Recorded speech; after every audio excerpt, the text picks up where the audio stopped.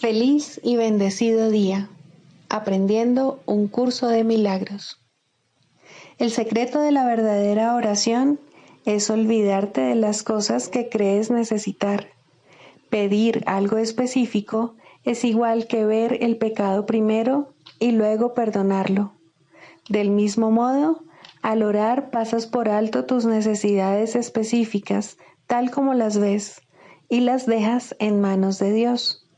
Ahí se convierten en los regalos que le haces, pues le dicen que no antepondrás otros dioses a Él, ni que quieres otro amor que el suyo. Este libro es un comienzo, no un final. Del prefacio, que postula, párrafo 6. El pecado se define como una falta de amor.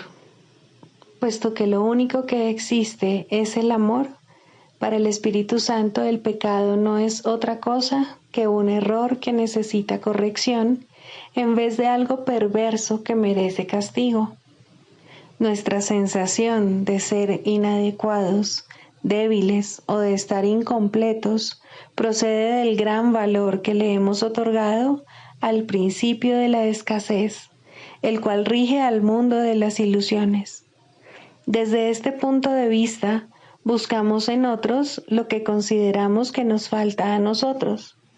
Amamos a otro con el objeto de ver qué podemos sacar de él.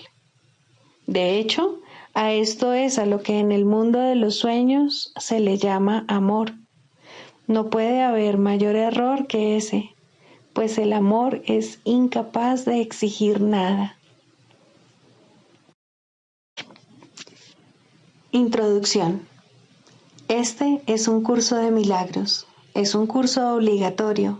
Solo el momento en que decides tomarlo es voluntario. Tener libre albedrío no quiere decir que tú mismo puedas establecer el plan de estudios. Significa únicamente que puedes elegir lo que quieres aprender en cualquier momento dado.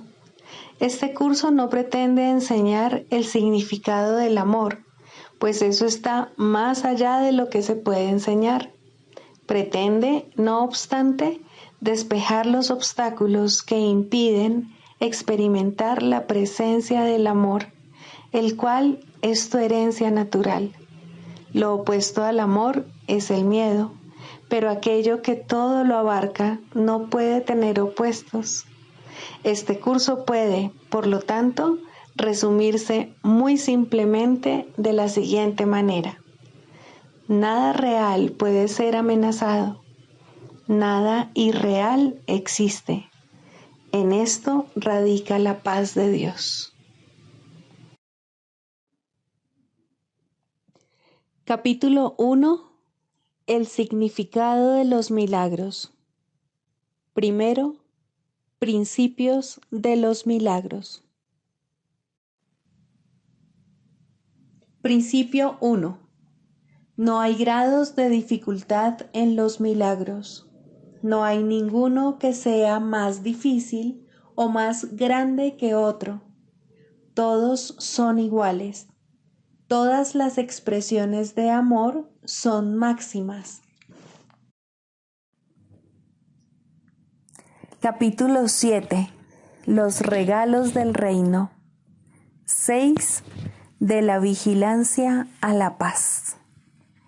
Aunque solo puedes amar a la filiación como una sola, la puedes percibir como fragmentada, mas es imposible ver algo en alguna parte de ella y no atribuírselo a toda ella. Por eso es por lo que los ataques no son nunca parciales y por lo que hay que renunciar a ellos completamente. Si no se renuncia a ellos completamente, no se renuncia a ellos en absoluto. El miedo y el amor fabrican o crean, dependiendo de si es el ego o el Espíritu Santo el que los engendra o inspira. Pero en cualquier caso, retornan a la mente del pensador y afectan la totalidad de su percepción.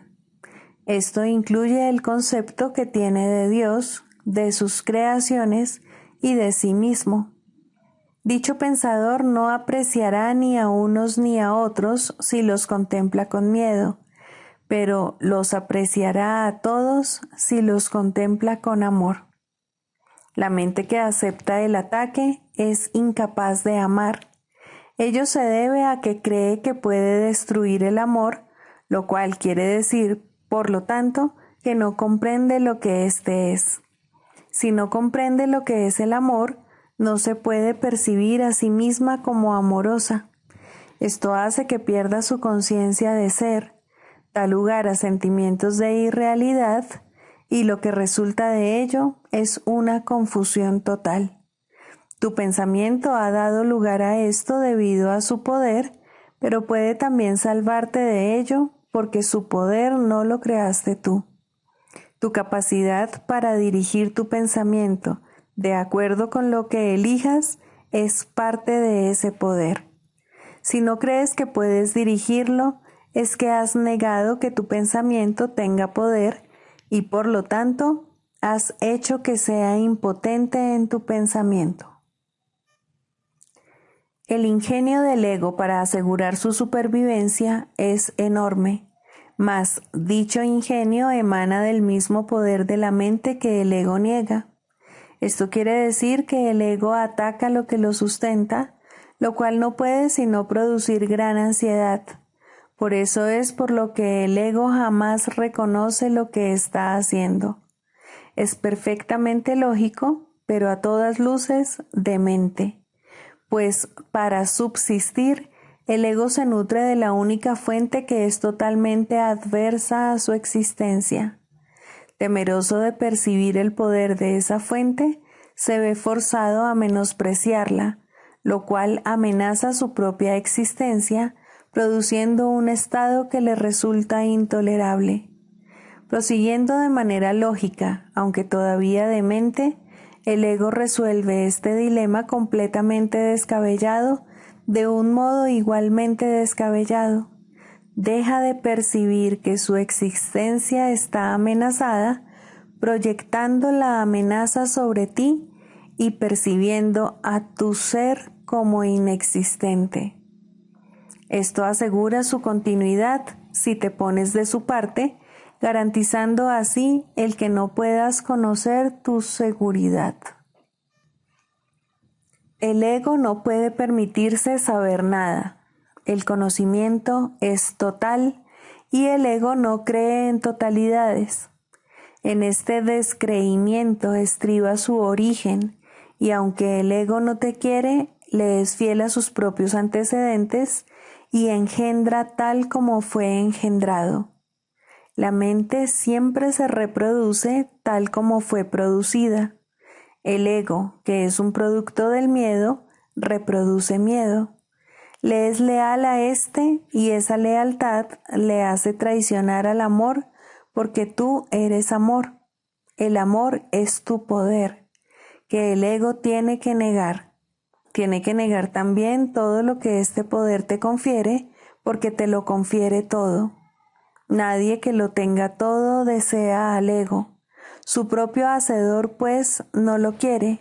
Por lo tanto, si la mente que lo fabricó se reconociese a sí misma, lo único que el ego podría encontrar sería rechazo.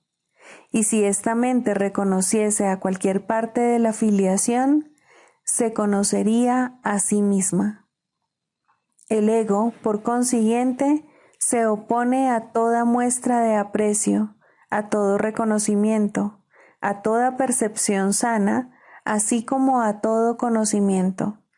Percibe la amenaza que todo ello representa como una amenaza total porque sospecha de todos los compromisos que la mente contrae son totales. Forzado, por lo tanto, a separarse de ti, está dispuesto a unirse a cualquier otra cosa, pero no hay nada más. La mente, no obstante, puede tejer ilusiones, y si lo hace, creerá en ellas porque creyendo en ellas fue como las tejió. El Espíritu Santo desvanece todas las ilusiones sin atacarlas, ya que no puede percibirlas en absoluto. Por consiguiente, no existen para él. Resuelve el aparente conflicto que éstas engendran, percibiendo cualquier conflicto como algo sin sentido. He dicho anteriormente que el Espíritu Santo percibe el conflicto exactamente como es, y el conflicto no tiene sentido. El Espíritu Santo no quiere que entiendas el conflicto. Quiere, no obstante, que te des cuenta de que puesto que el conflicto no tiene sentido, no es comprensible. Como ya dije anteriormente, el entendimiento suscita aprecio y el aprecio suscita amor.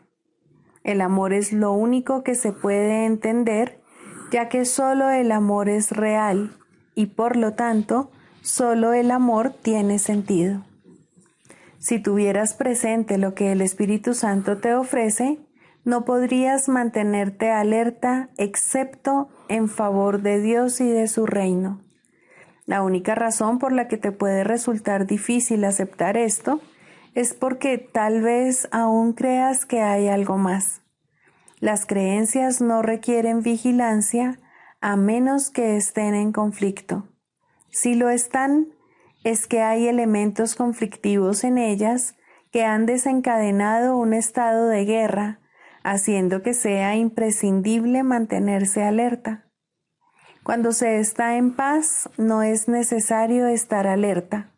El estado de alerta es necesario contra las creencias que no son ciertas, y el Espíritu Santo nunca lo habría solicitado si tú no hubieses creído lo falso.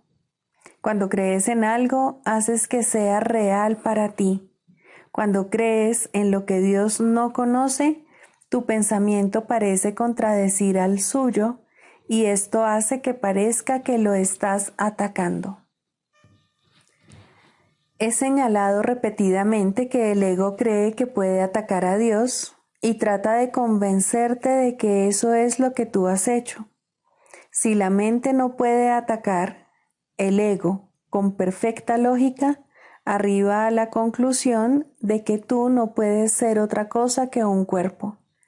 Al negarse a verte tal como eres, puede verse a sí mismo como él quiere ser. Consciente de sus debilidades, el ego quiere que le seas leal, pero no como realmente eres. Desea, por lo tanto, involucrar a tu mente en su propio sistema ilusorio, ya que de otra manera la luz de tu entendimiento lo desvanecería. No quiere tener nada que ver con la verdad, porque él en sí no es verdad. Si la verdad es total, lo que no es verdad no existe. Tu compromiso con cualquiera de esas dos posibilidades tiene que ser total. La verdad y lo falso no pueden coexistir en tu mente sin dividirla.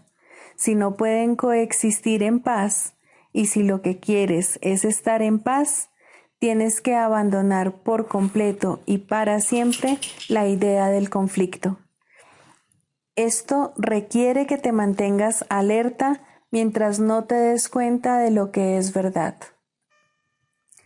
Mientras sigas creyendo que dos sistemas de pensamiento completamente contradictorios pueden compartir la verdad, es obvio que tienes que mantenerte alerta. Tu mente está dividiendo su lealtad entre dos reinos y tú no te has comprometido completamente con ninguno de ellos. Tu identificación con el reino de Dios es incuestionable y solo tú pones en duda este hecho cuando piensas irracionalmente. Lo que tú eres no lo establece tu percepción ni se ve afectado en modo alguno por ella. Cualquier problema de identificación, independientemente del nivel en que se perciba, no es un problema que tenga que ver con hechos reales. Es un problema que procede de una falta de entendimiento, puesto que su sola presencia implica que albergas la creencia de que es a ti a quien le corresponde decidir lo que eres. El ego cree esto ciegamente al estar completamente comprometido a ello, pero no es verdad. El ego, por lo tanto, está completamente comprometido a lo falso, y lo que percibe es lo opuesto a lo que percibe el Espíritu Santo, así como al conocimiento de Dios. Puesto que tu ser es el conocimiento de Dios, la percepción que el Espíritu Santo tiene de ti es la única que tiene significado. Cualquier creencia que aceptes aparte de esta, acallará la voz de Dios en ti y te ocultará a Dios. No podrás conocer al Creador a menos que percibas su creación tal como es, ya que Dios y su creación no están separados. La unidad que existe entre el Creador y la creación constituye tu plenitud, tu cordura y tu poder ilimitado. Este poder ilimitado es el regalo que Dios te hace, porque eso es lo que eres.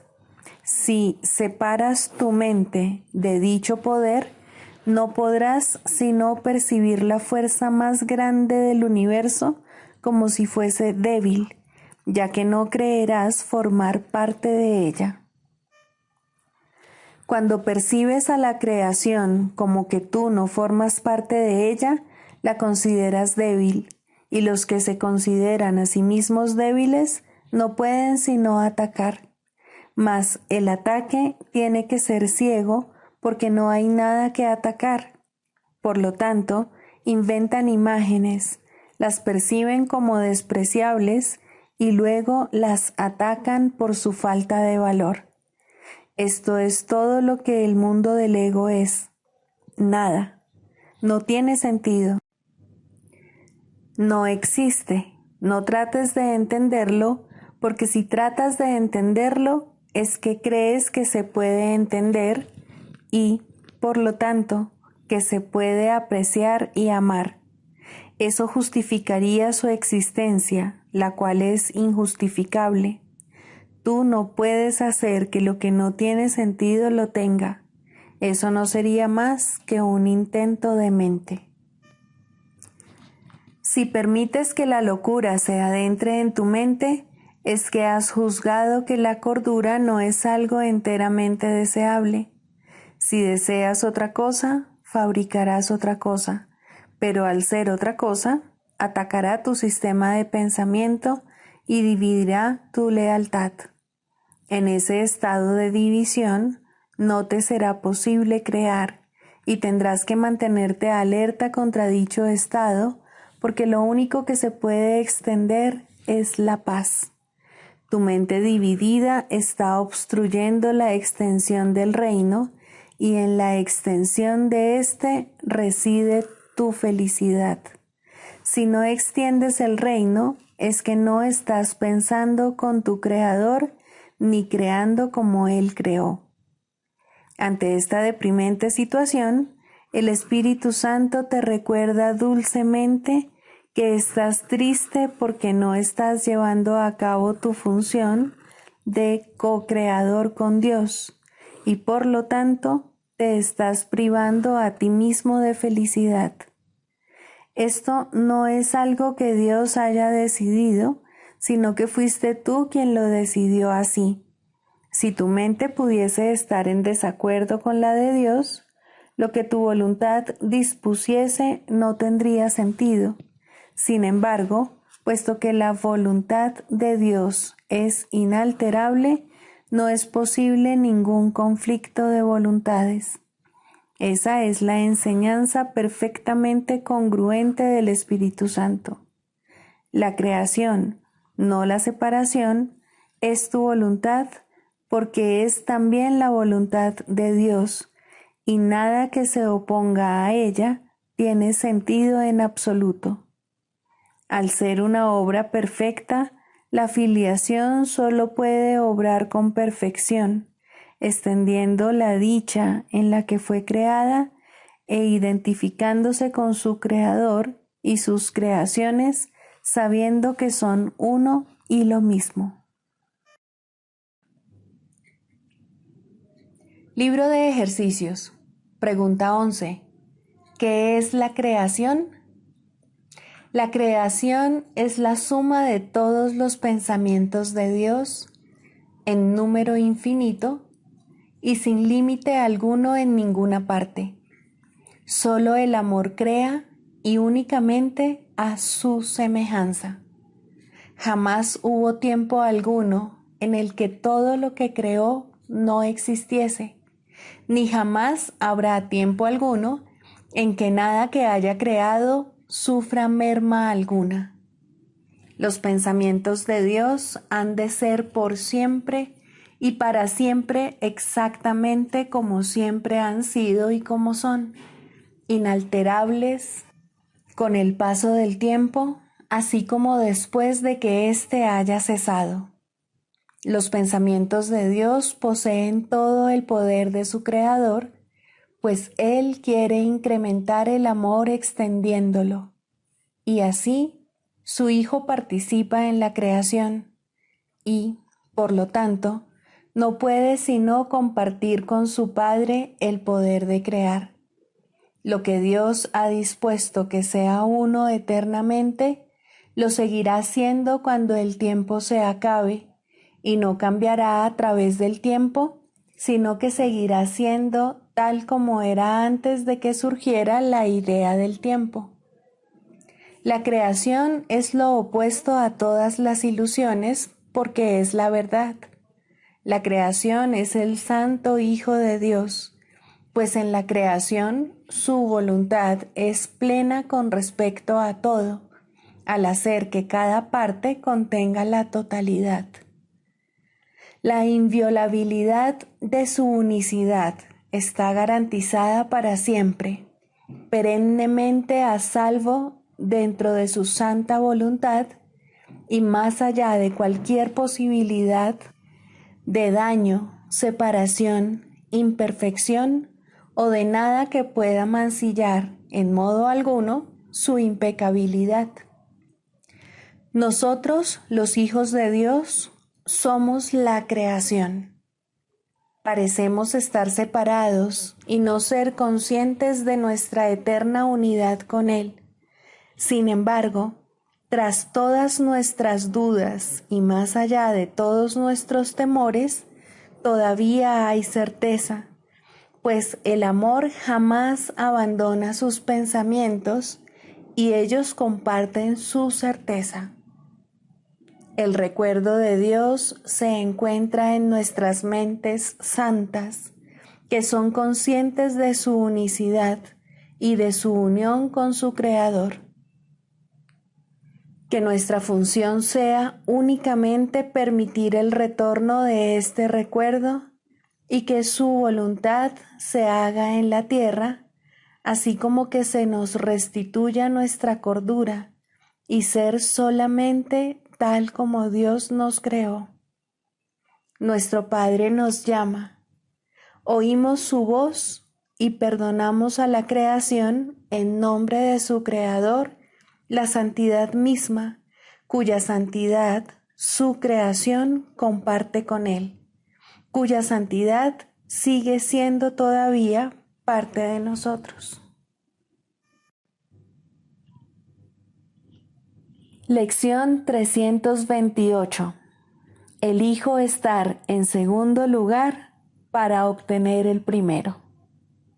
Lo que parece ser el segundo lugar es en realidad el primero, pues percibimos todo al revés hasta que decidimos escuchar la voz que habla por Dios.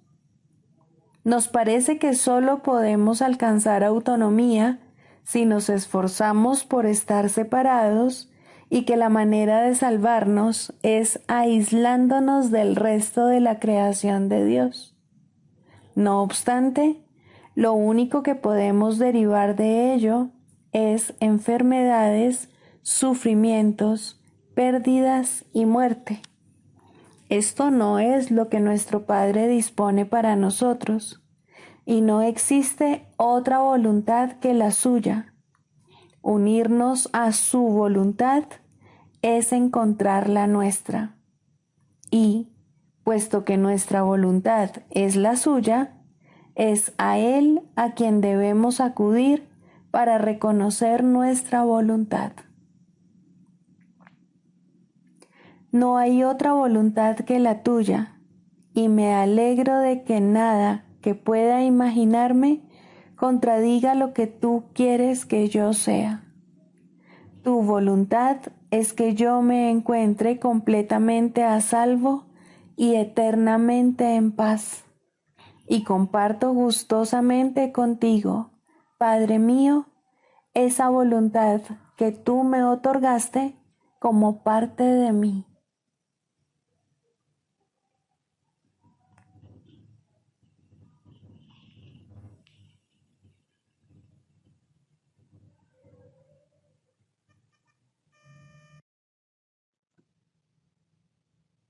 Del Manual para el Maestro, pregunta 4.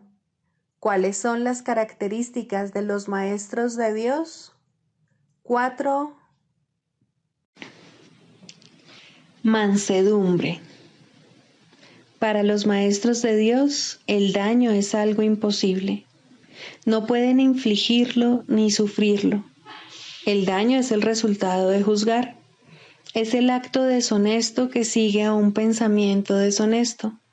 Es un veredicto de culpabilidad contra un hermano y por ende contra uno mismo. Representa el fin de la paz y la negación del aprendizaje.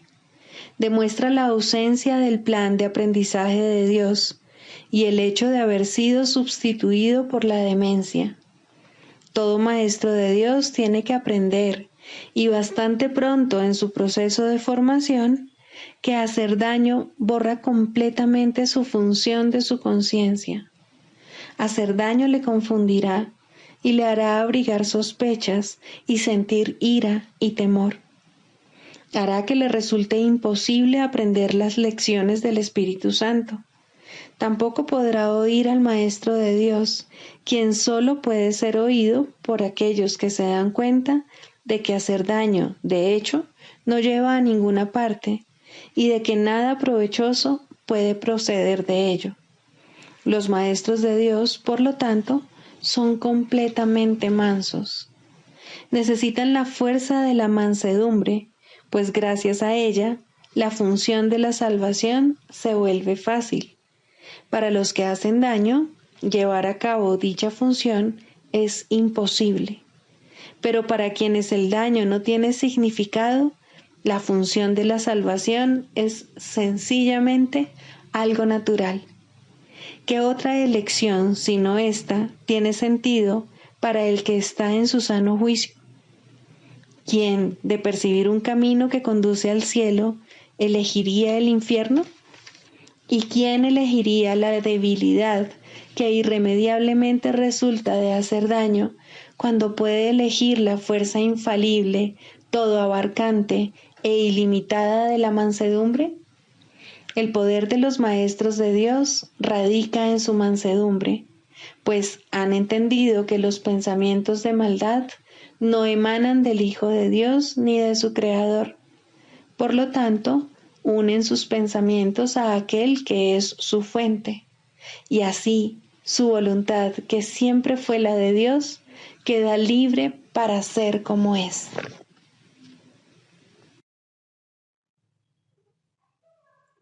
Manual para el Maestro, pregunta 24.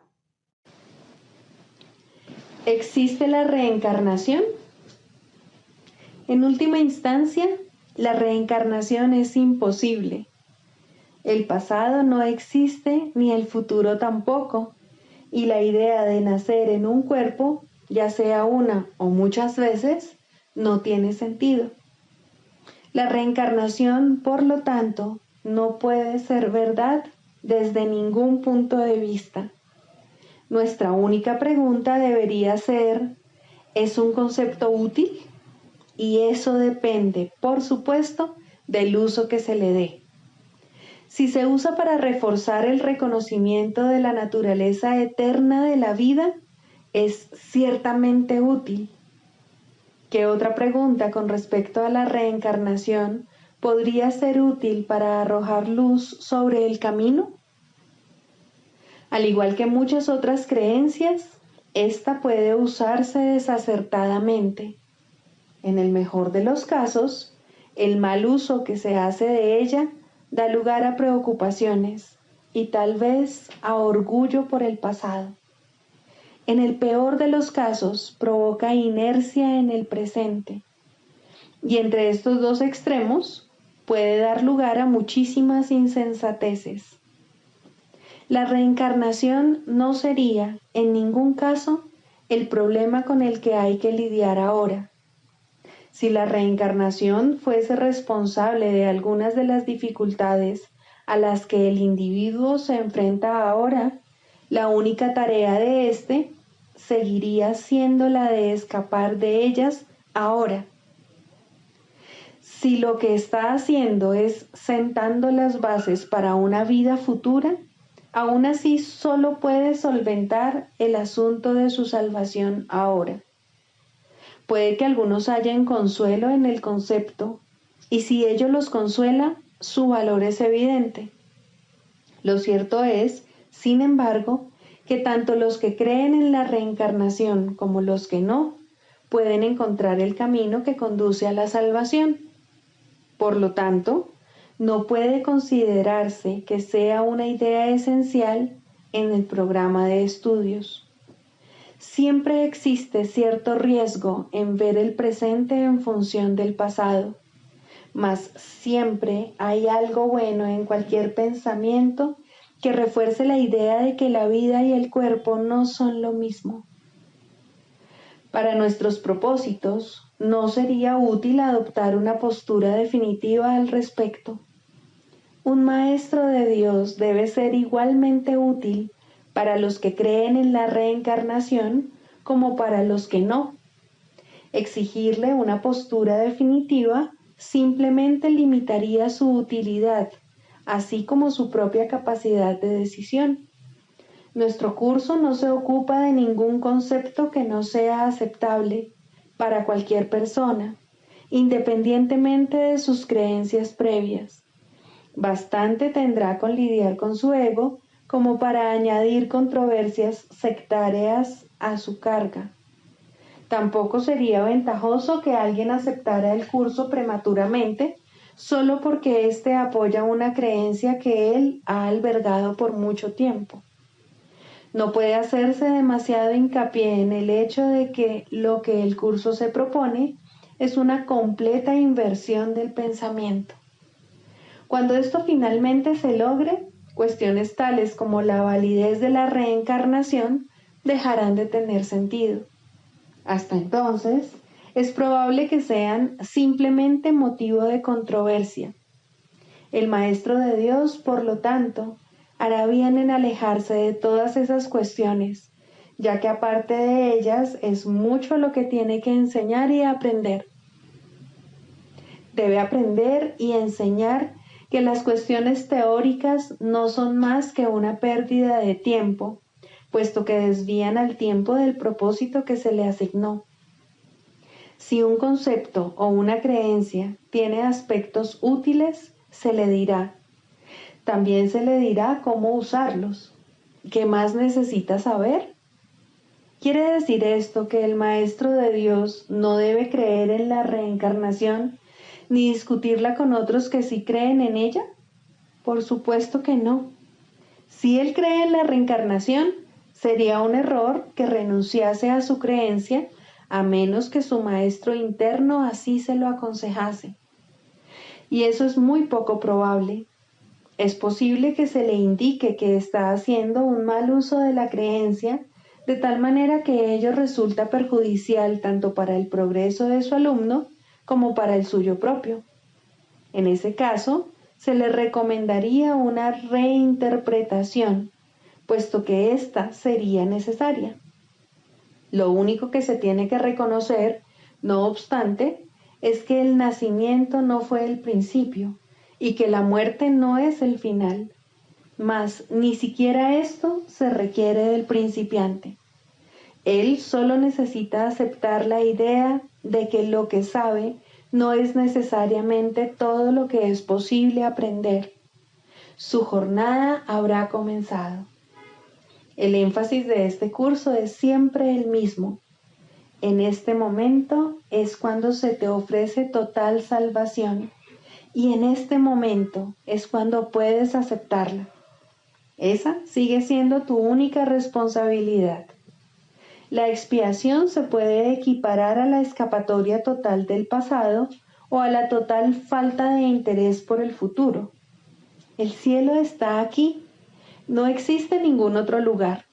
El cielo es ahora. No existe ningún otro tiempo. Los maestros de Dios no se interesan por ninguna otra enseñanza que no conduzca a esto. Todas las creencias apuntan a ello si han sido interpretadas correctamente. En este sentido, se puede decir que su verdad está determinada por el provecho que resulte de ellas. Todas las creencias que facilitan el progreso se deben respetar. Este es el único criterio que este curso requiere. No se requiere nada más.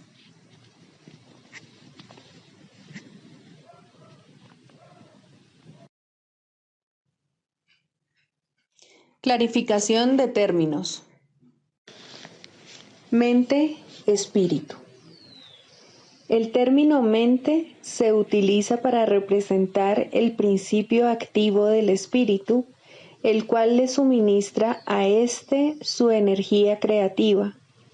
Cuando el término va con mayúscula, se refiere a Dios o a Cristo, es decir, a la mente de Dios o a la mente de Cristo. El espíritu es el pensamiento de Dios que Él creó semejante a sí mismo. El espíritu unificado es el único Hijo de Dios o Cristo. En este mundo, puesto que la mente está dividida, los hijos de Dios parecen estar separados. Sus mentes, asimismo, no parecen estar unidas. En ese estado ilusorio, el concepto de una mente individual parece tener sentido. En el curso, por lo tanto, se describe a la mente como si consistiera de dos partes, el espíritu y el ego. El espíritu es la parte que aún se mantiene en contacto con Dios a través del Espíritu Santo, quien, aunque mora en esa parte, también ve la otra. No se usa el término alma, excepto en citas directas de la Biblia, por ser un término sumamente polémico. En cualquier caso, sería un equivalente de espíritu, entendiéndose que, al formar parte del ámbito de Dios, es eterna y nunca nació. La otra parte de la mente es completamente ilusoria y solo teje ilusiones. El espíritu conserva su potencial creativo, pero su voluntad, que es la de Dios, parecerá estar cautiva mientras la mente no esté unificada. La creación continúa imperturbable porque esa es la voluntad de Dios. Dicha voluntad está siempre unificada y por lo tanto no tiene significado en este mundo, no tiene grados ni opuestos. La mente puede gozar de rectitud o estar errada dependiendo de la voz que escuche. La mentalidad recta escucha al Espíritu Santo, perdona al mundo y en su lugar ve el mundo real a través de la visión de Cristo. Esta es la visión final, la última percepción, la condición en la que Dios mismo da el paso final. Ahí, al tiempo y a lo ilusorio les llega su fin. La mentalidad errada escucha al ego y teje ilusiones, percibe el pecado, justifica la ira y considera que la culpabilidad, la enfermedad y la muerte son reales. Tanto este mundo como el mundo real son ilusorios, pues la mentalidad recta simplemente pasa por alto o perdona lo que nunca ocurrió. Por lo tanto, la mentalidad recta no es la mentalidad uno de la mente de Cristo, cuya voluntad es una con la de Dios. La única libertad que aún nos queda en este mundo es la libertad de elegir, y la elección es siempre entre dos alternativas o dos voces. La voluntad no está involucrada en la percepción a ningún nivel y no tiene nada que ver con el proceso de elegir. La conciencia es el mecanismo receptor, el cual recibe mensajes tanto del plano superior como del inferior, del Espíritu Santo o del ego. La conciencia tiene niveles y puede cambiar drásticamente de uno a otro, pero no puede trascender el dominio de lo perceptual. En su nivel más elevado, se vuelve consciente del mundo real y puede ser entrenada para hacer eso cada vez con mayor frecuencia. Sin embargo, el hecho mismo de que tenga niveles y de que pueda ser entrenada demuestra que no puede alcanzar el conocimiento. Tercero, el papel del psicoterapeuta. El psicoterapeuta es un líder en el sentido de que camina ligeramente delante del paciente y le ayuda a evitar algunas de las trampas del camino al verlas primero. Idealmente es también un seguidor, pues hay uno que debe caminar delante de él y darle luz para que vea. Sin este, ambos solo tropezarán ciegamente sin dirección alguna. Sin embargo, es imposible que éste se haya ausente del todo si la meta es la sanación. No obstante, puede que no se le reconozca, y de esta manera, la pequeña luz que se puede aceptar en ese momento es todo lo que se tiene para iluminar el camino hacia la verdad.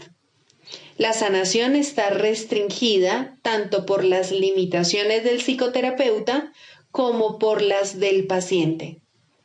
El objetivo del proceso, por tanto, es trascender estos límites.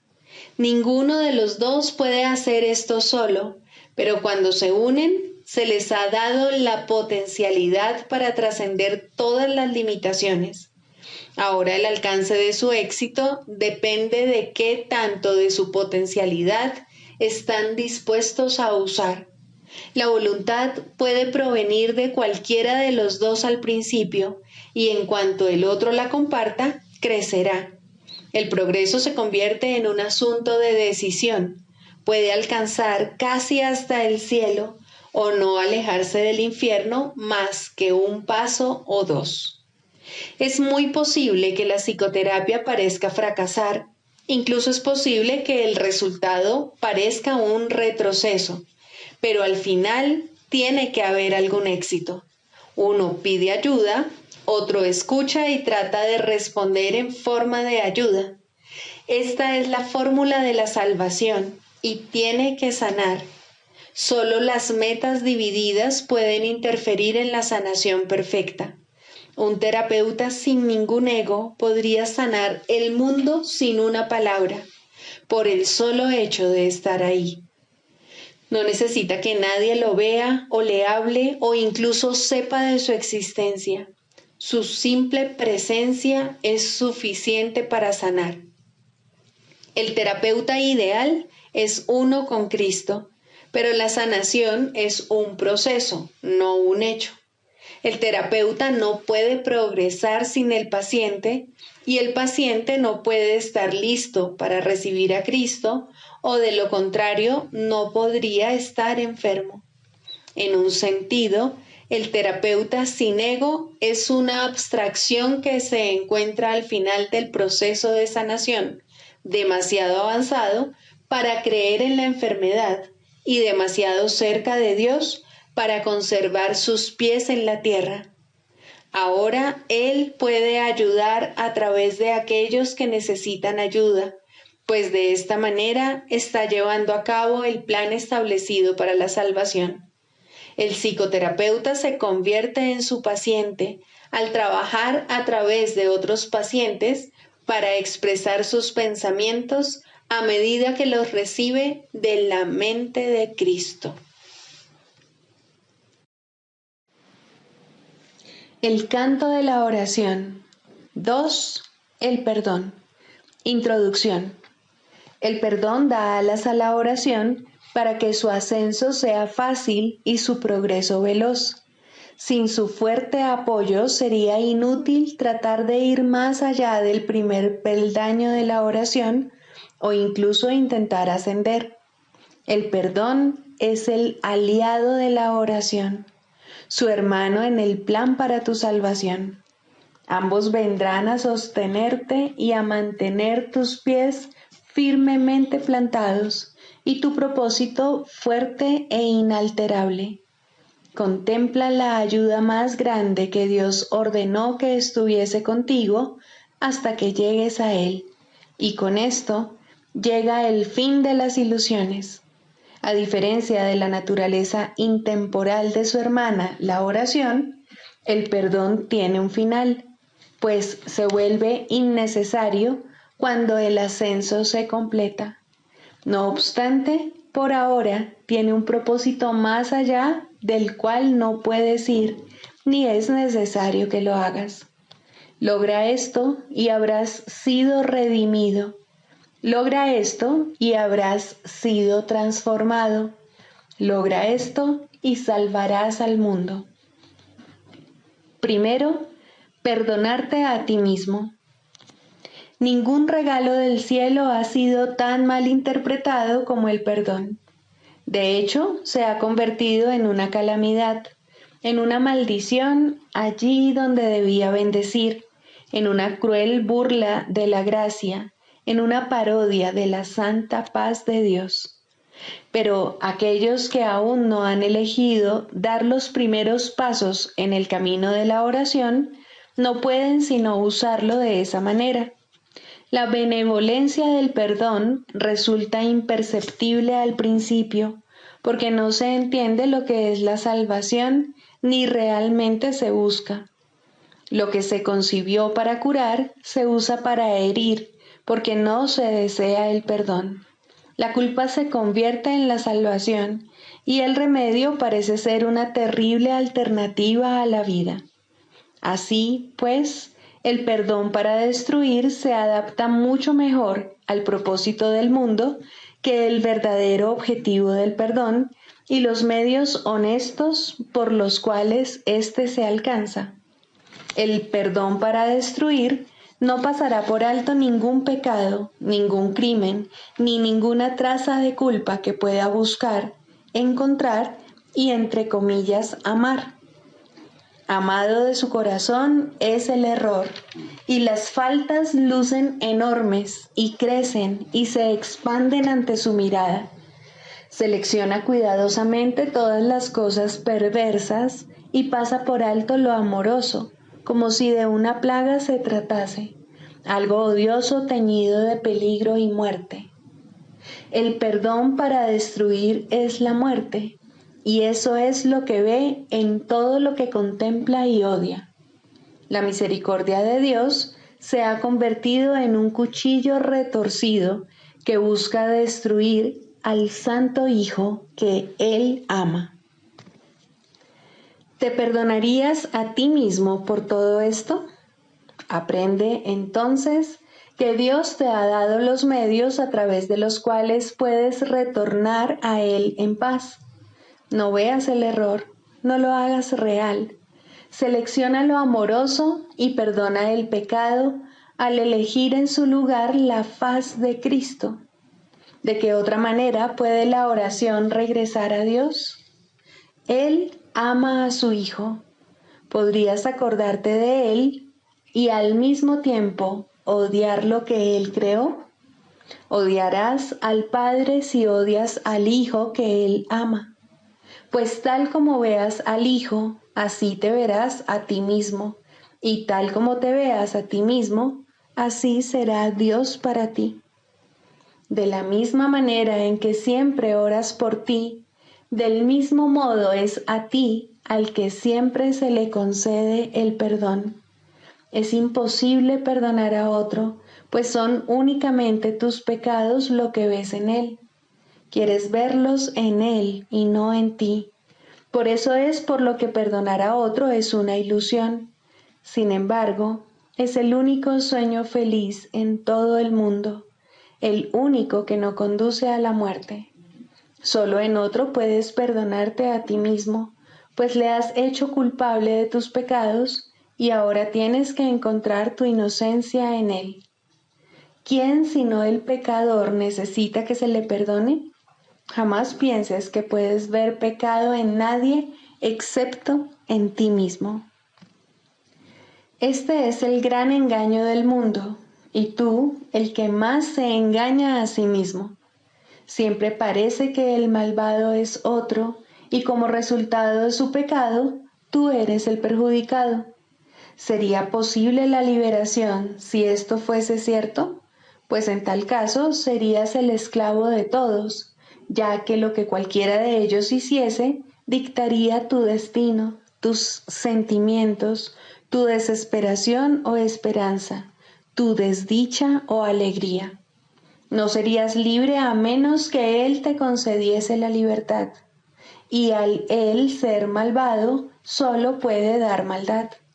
No puedes ver sus pecados sin ver los tuyos, mas puedes liberarlo y liberarte a ti mismo. El perdón, verdaderamente concedido, es el camino en el cual se encuentra tu única esperanza de libertad. Otros cometerán errores al igual que tú, mientras esta parodia de mundo parezca ser tu hogar. No obstante, Dios mismo dio a todos sus hijos un remedio para todas las ilusiones que creen ver. La visión de Cristo no utiliza tus ojos, pero tú puedes mirar a través de los suyos y aprender a ver como Él. Los errores no son sino diminutas sombras que desaparecen fugazmente y que solo por un instante parecen ocultar la faz de Cristo, que continúa inmutable tras todas ellas. Su constancia permanece en tranquilo silencio y perfecta paz. Él no sabe de sombras. Suyos son los ojos que ven, más allá del error, al Cristo en ti. Pide entonces su ayuda y pregúntale cómo aprender lo que es el perdón, tal como su visión lo ve. Tienes necesidad de lo que Él da, y tu salvación depende de lo que aprendas. La oración no es libre para llegar hasta el cielo, mientras el perdón para destruir permanezca contigo. La misericordia de Dios eliminará de tu santa mente esta manera de pensar mordaz y venenosa. Cristo te ha perdonado, y en su visión el mundo se torna tan santo como Él. Quien no ve maldad en el mundo, ve como Él, pues lo que Él ha perdonado no ha pecado, y así ya no hay más culpa. El plan de la salvación se ha cumplido y la cordura ha llegado. El perdón es la llamada a la cordura, pues ¿quién sino un demente se fijaría en el pecado cuando en su lugar puede ver la faz de Cristo? Esta es la elección que tienes ante ti, la más simple y sin embargo la única que puedes hacer. Dios te pide que salves a su Hijo de la muerte, ofreciéndole el amor de Cristo. Esta es tu necesidad y Dios te ofrece este regalo. Tal como Él da, así tienes que dar tú también. Y de este modo, la oración se restituye a lo amorfo, más allá de todo límite a la intemporalidad, sin nada del pasado que le impida volver a unirse al perenne canto que toda la creación le entona a su Dios. Mas para alcanzar este fin, y antes de llegar allí donde el aprendizaje ya no tiene objeto, debes primero aprender. El perdón es la llave, mas ¿quién puede usar una llave cuando no sabe dónde está la puerta para la que se hizo y para la que solamente sirve? Por lo tanto, tenemos que hacer una clara distinción, de modo que la oración pueda ser liberada de la oscuridad y llegar a la luz. El papel del perdón debe invertirse y limpiarse de todo uso malvado y de las metas de odio para las que se ha empleado. El perdón para destruir debe ponerse al descubierto en toda su perfidia y luego abandonarse para siempre. No debe quedar ni el más mínimo vestigio de él si el plan que Dios estableció para tu retorno ha de lograrse al fin y el aprendizaje concluir. Este es el mundo de los opuestos y tienes que elegir entre ellos a cada instante mientras el mundo siga siendo real para ti. No obstante, debes aprender cuáles son las alternativas que verdaderamente tienes, o no serás capaz de lograr tu libertad. Deja, pues, que te resulte claro lo que el perdón en realidad significa para ti, y aprende lo que debería hacer para hacerte libre.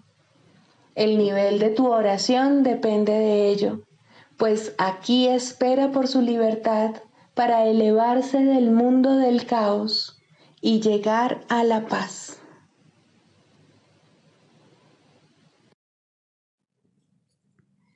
Sigamos a Jesús haciendo del perdón algo tan natural como respirar y algo tan vital como el aire. Amén.